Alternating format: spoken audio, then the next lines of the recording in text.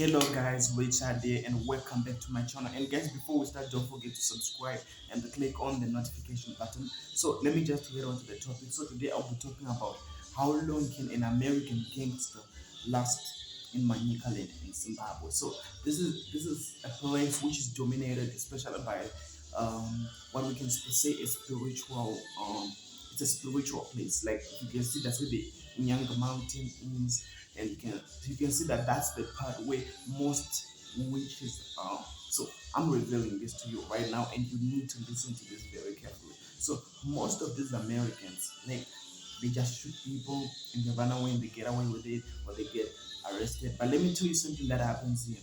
Like, I want to tell you a story about a guy who actually did the same thing, killed a girl, then ran away, but it was in Manicaland. So this story happened. It's a true story. It happened like in 2009. So this guy, he killed a girl. It was a child, a small child, and threw the child into the river. Then the mother was so stressed out, and the grandmother and the mother was so stressed out. They went to the police. The police and told them the person who they suspected, the person who was the murderer, but the police did nothing about it. So after that, the mother tried and tried. It was around like 5 months. The child was still missing. They didn't know who killed them, or who killed the child, or did what. So they went with the child away. And do you know what happened? The one day the grandmother just said, I'm tired of going through the police processes. I'm going to do this my way, the old way. The grandmother took out what we call the first step to finally defeating the evildoers. She went to the, we call them witch doctors. In our language, we call them nganga. So they went to the nganga, the witch doctors, and do you know what happened? The person who killed the child, his legs started to swell and started it just started to swell and it started bleeding unstoppable. It was just continuing to like bleed like that, and no one knew what was happening.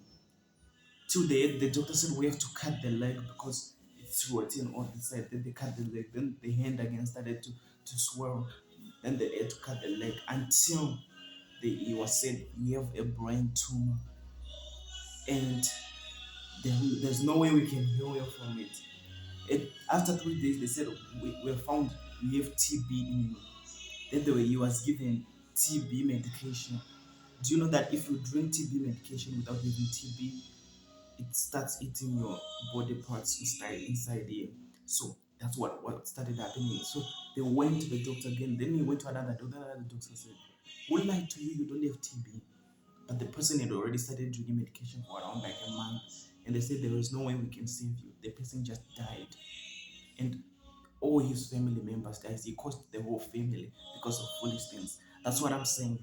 Most of these American gangsters, they just do everything in America. They get away with it. But if you come here in Africa, people do with things differently. They don't have time to go to the police station. You kill their child, they'll come spiritually to you. And this is how they handle matters.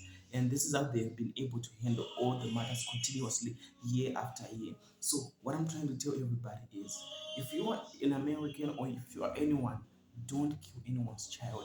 Don't tamper with people's lives. It's very bad. No to violence. We should say no to violence, because this violence, it can push a mother, a father, a grandmother, or whatsoever to doing something they never wanted to do. You must always stay in your limits. If you are not interested in that child, or maybe they did something bad to you, sometimes just let it be, because some people, they come from families where you can't just kill them and they just lied. There are just some people here in Africa. Africa is a different continent. It's a different continent from each and every other continent. You might see the Americans, they have Satanists, but when I tell you about witchcraft, it's strong here in Africa. In Africa, each and every family has a stronghold, and I think many Africans can relate to this. And they can actually tell you, if you want to overcome anything, just don't mess with the wrong people. Just play with people in your side, and don't mess around with people. Don't touch what you don't know. Don't follow what you don't know. Don't try to find what you don't know. This is what happens each and every single time you try to go into something that you don't know. So guys, I hope you learned something, because to tell the truth, now I'm gonna tell you how long can an American gangster last in Africa. They'll probably not. No, how can they last? How long can they last in Inyanga, in the villages? They could not even last a month. They can't last a month. They can't last a month. Starting fights and all that stuff. They can't last. They can't last even a month. So, guys, for your next story, an amazing story, and some of the stories that I have witnessed and heard, please don't forget to subscribe, because I'm gonna tell you some of the stories that I've experienced from them, that said younger, and that I've heard. It's good for us to share what is happening in our communities, and I hope you are enjoying. And don't forget to subscribe and share it with your friends, and invite more and more people to this discussion. And if you feel like you need to add something to this, please don't be afraid to to, to send a message on my Instagram, which is in the description.